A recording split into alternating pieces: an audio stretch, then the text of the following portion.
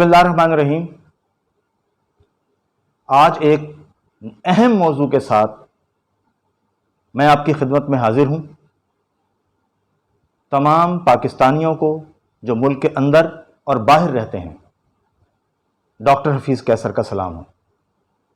آج کا موضوع کا انتخاب ہم نے اس لیے کیا کہ افغانستان سے امریکہ کی واپسی کے بعد امریکہ کے حلقوں میں یہ بہت زیادہ بحث چل رہی ہے کہ $2 ٹریلین کے خرچ سے 20 سال میں امریکہ نے کیا پایا۔ $2 ٹریلین اگر پاکستان کے روپوں میں تقسیم کریں ہم تو تقریباً 33 کھرب روپے بنتے ہیں۔ 33 کھرب روپے کی جنگ امریکہ نے 20 سال میں لڑی۔ کون سے اہداف تھے جن کے حصول کے لیے وہ اتنے وسائل لگاتے رہے، اتنی افرادی قوت خرچ کرتے رہے، اور پھر پسپائی اختیار کرنا پڑی؟ ایک گروہ نے تو یہ سوالات بھی اٹھا دیے ہیں کہ اب تک امریکہ نے جتنے جنگیں لڑی یہ جنگ سب سے مہنگی ہے۔ کچھ نے یہ بھی کہا کہ افغانستان میں برطانیہ، روس اور دیگر ممالک نے جتنی بھی کوشش کی قبضے کی وہ ناکام ہوئے۔ تو آخر امریکہ اس سچائی کو کیوں بھول گیا؟ امریکہ نے اس پوری جنگ میں سارا وزن پاکستان پر ڈالا، پاکستان کی قوم پر، پاکستان کی فوج پر، اور پاکستان کی فوج اور پاکستان کی قوم نے انتہائی جانی مالی نقصان اٹھایا، لیکن دوستی اور وفاداری کے تقاضے پورے کر دیے۔ آپ کو سب کو معلوم ہے کہ جب روس افغانستان میں داخل ہوا تو اس وقت امریکہ اور روس کی سرد جنگ جاری تھی۔ اگر اس وقت اقوام عالم امریکہ کا ساتھ نہ دیتے، پاکستان اپنی افرادی قوت مہیا نہ کرتا، تو کسی صورت میں روس کو شکست نہ ہوتی۔ امریکہ کی پالیسی کیا ہے؟ آج ہم اس کا بھی جائزہ لے لیتے ہیں۔ امریکہ نے 1942 میں برطانیہ سے کہا کہ ہندوستان کو تقسیم مت کرو، ہندوستان کو تقسیم کرنے کا نقصان ہوگا، کیونکہ امریکہ کی نظریں روس اور چائنا پر تھیں۔ امریکہ کا خیال تھا کہ متحدہ ہندوستان امریکی مفادات کے تحفظ کے لیے بہترین ثابت ہوگا، لیکن برطانیہ نے امریکہ کی رائے سے اتفاق نہ کیا۔ دوسری طرف ہندوؤں نے انتہا پسندی اتنی بڑھا دی کہ مسلمانوں کے لیے کوئی آپشن ہی نہیں تھا علیحدہ ملک کے ڈیمانڈ سے۔ لہذا مسلمانوں نے ہر آنے والے دن الگ ملک کا مطالبہ کیا۔ پاکستان بنا۔ جب نوابزادہ لیاقت علی خان پاکستان کے وزیر اعظم کی حیثیت سے امریکہ کے دورے کی تیاری کر رہے تھے، تو تاریخ کا ایک سچ آج میں آپ کو بیان کرنے جا رہا ہوں کہ وزیر اعظم کے دفتر سے باقاعدہ ایران میں روس کے سفیر سے رابطہ کیا، اور پاکستان کے سفیر نوابزادہ غضنفر علی خان نے ان سے کہا کہ نوابزادہ لیاقت علی خان کے لیے دعوت دلوائی جائے۔ دورہ روس کی دعوت روس نے نہیں دی۔ مجبوراً وزیر اعظم شہید ملت لیاقت علی خان کو پہلے امریکہ کا دورہ کرنا۔ امریکہ کے دورے میں ایسے کون سے واقعات آئے کہ جس کی وجہ سے آج امریکہ کے مصنفین یہ لکھ رہے ہیں کہ شہید ملت لیاقت علی خان کو امریکہ نے شہید کروایا تھا؟ ان کی کتابوں میں ہے۔ اس کا مطلب یہ ہوا کہ امریکہ نے 1942 میں جس خواہش کا اظہار کیا تھا وہ پالیسی امریکہ جاری رکھے۔ امریکہ نے پاکستان کو ایک طاقتور ملک بننے سے مسلسل روکا اور دوستی کی چھتری میں ہمیں مسلسل کمزور کیا۔ آپ کے سامنے ہے افغان جنگ۔ جنرل ضیاء الحق پاکستان کا بہت بڑا اثاثہ تھے، بلکہ اگر یہ کہوں تو غلط نہ ہوگا کہ پاکستان کی فوج ہو یا پاکستان کی عوام، ہر پاکستانی پاکستان کا اثاثہ ہے. فرق صرف اتنا ہے کہ ہماری اشرافیہ اس بات کو اس طرح قبول نہیں کرتی. انہوں نے اپنا ایک دائرہ لگایا ہوا ہے کہ جو اس دائرے میں ہے وہ اہم ہے. نہیں، ہر پاکستانی اہم ہے کہ جنرل ضیاء الحق کے ساتھ پوری قوم نے وہ جنگ لڑی، نتیجہ فتح کی صورت میں حاصل ہوا. ضیاء الحق کے پریس ٹرسٹ کے چیئرمین ضیاء الحق اسلام انصاری نے اپنی کتاب میں لکھا ہے کہ آخری دنوں میں جنرل ضیاء صاحب کو اس بات کا احساس ہو گیا تھا کہ ایوان صدر میں ان کی نگرانی کی جا رہی ہے. کچھ ایسے آلات نصب کیے گئے ہیں جس کی وجہ سے وہاں ہونے والی سرگرمیاں مسلسل باہر جا رہی ہیں. وہ لکھتے ہیں کہ ایک دن ایسا بھی آیا کہ جنرل ضیاء الحق نے دورہ بہاولپور سے پہلے ایوان صدر کے بیرونی حصوں کا دورہ کیا، لیکن حالیہ ہمارے دورہ اسلام آباد کے دوران ایک اور انکشاف ہوا. وہ انکشاف کیا تھا؟ وہ انکشاف یہ ہے کہ 15 اور 16 کی درمیانی شب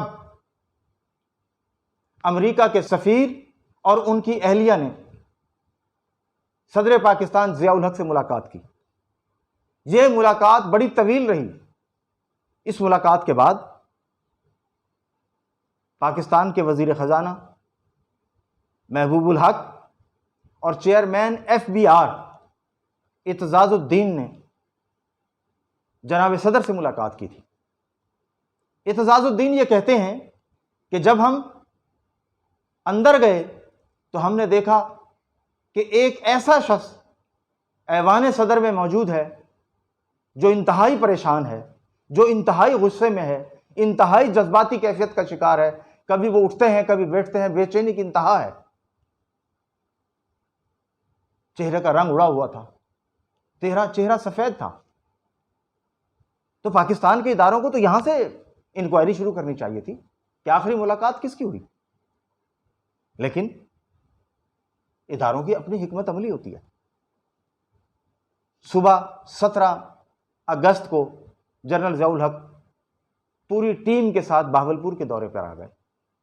اس میں امریکی سفیر بھی ساتھ تھے.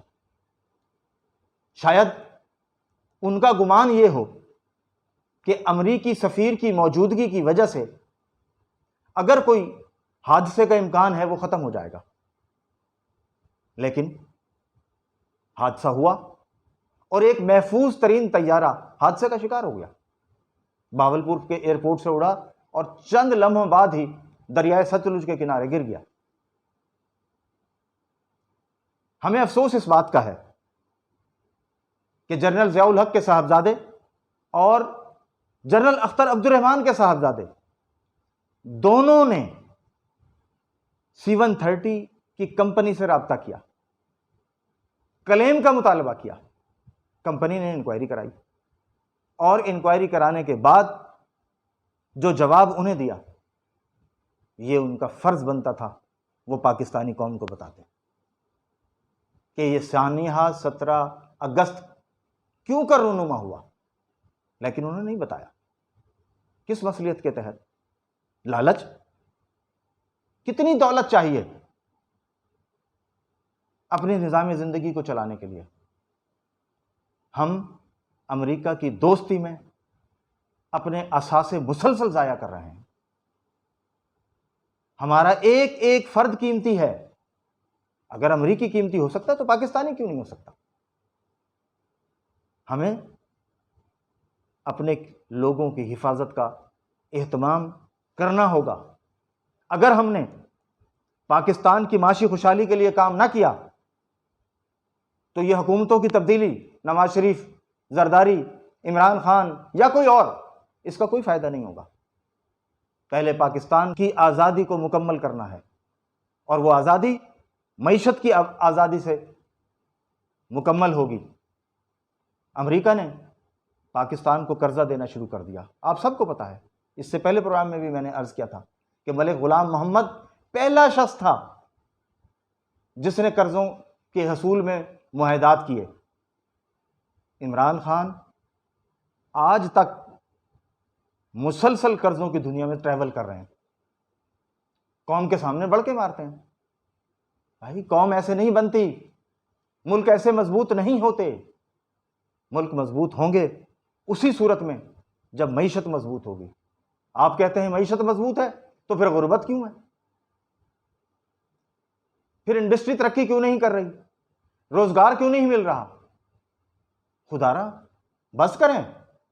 یہ جھوٹ تو ماضی میں سنتے آ رہے ہیں، 65 سال سے ایک ہی جھوٹ ہے جو سنتے آ رہے ہیں.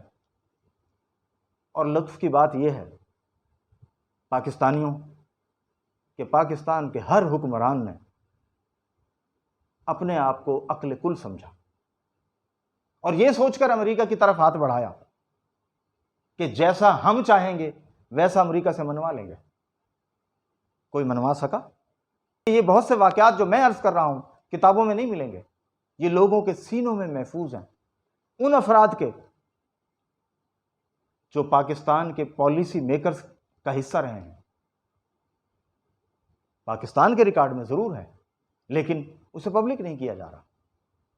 کس بات کا خوف ہے؟ کس بات کا ڈر ہے؟ دیکھیے، جس قوم کو ان پڑھ رکھا گیا ہے اگر اس کو اعتماد میں نہ لیا جائے تب ہائیبرڈ وار کریٹ ہوتی ہے. تو بہتر ہے اپنی قوم کو اعتماد میں لیں، اپنی قوم کو سچ بتائیں، انہیں یہ بتائیں کہ یہ غربت کا سبب کیا ہے. نواز شریف، زرداری اور جس کی لوٹ مار ہے اس کو پبلک کر دیں. اگر نیب فیصلہ نہیں کرتے کیا ہوا؟ آپ جب تک عوام کو تیار نہیں کریں گے امریکہ کی بالادستی سے نہیں نکل سکتے، اور امریکہ کی بالادستی سے جب تک نہیں نکل سکتے اس وقت تک پاکستان اپنے قدموں پہ کھڑا نہیں ہوگا. آج سی پیک تو آ رہا ہے، اس کا تقاضا بھی ہے کہ پاکستان اپنے قدموں پہ کھڑا ہو، پاکستان میں وہ لیڈرشپ ہو جو انتہائی کردار کی مضبوط ہو، جس کے دامن میں داغ نہ ہو، جس کے ماضی میں لوٹ مار نہ ہو، جس کے مستقبل میں انوکھی خواہشات نہ ہوں، بلکہ اس کا عشق پاکستان ہو. پاکستان کا عشق 20 کروڑ عوام سے پوچھیں جو دن رات اس ملک کی ترقی خوشحالی کے لیے ایک کر رہی ہے. لہٰذا اب وقت کا تقاضا ہے کہ عام لوگ صف بندی کریں اس ملک کے استحکام کے لیے، اس ملک کی سلامتی کے لیے اور اس ملک کی معاشی آزادی کے لیے. یہ معاشی آزادی کی جنگ عمران نہیں لڑ سکتا. کسی کو خوش فہمی ہے تو ہوتی رہے، یہ جنگ عوام لڑے گی، عام لوگ لڑیں گے جن کے گھروں میں بھوک نے ڈیرے ڈالے ہوئے ہیں. لہٰذا وقت کے تقاضے کو سمجھیں اور آنے والے مشکل ترین دور کا سامنا کرنے کے لیے معاشی جدوجہد کے لیے تیاری شروع کر دیں.